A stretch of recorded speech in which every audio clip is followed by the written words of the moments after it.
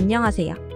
오늘은 임신 중 약물 복용에 대한 부분을 알아볼 텐데요. 임신 중 약물을 복용하게 되면 어떻게 될까요?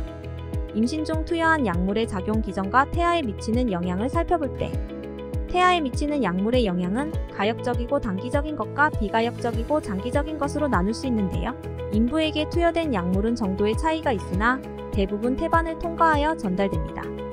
약물의 지질 용해도와 이온화 정도, 분자의 크기, 태반 전달체, 단백결합, 태반 및 태아의 약물 대사 등의 영향을 받게 되고요.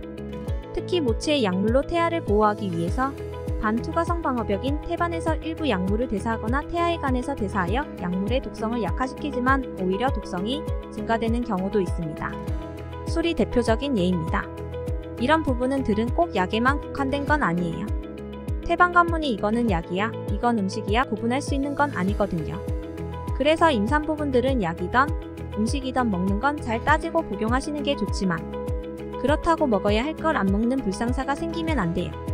FDA에서 임신 관련 위험 분류는 A는 인부를 대상으로 실시된 임상 연구에서 태아에 대한 위험성이 증명되지 않은 경우로 엽산, 비타민C 등이 있으며 B는 동물 실험에서는 태아에 대한 위험을 보였으나 사람에서는 위험을 보이지 않은 경우로 인체 태아에 대한 위험성의 증거가 없는 경우로 당뇨병 약인 메타포민, 항생제인 아목시실린 등이 있다.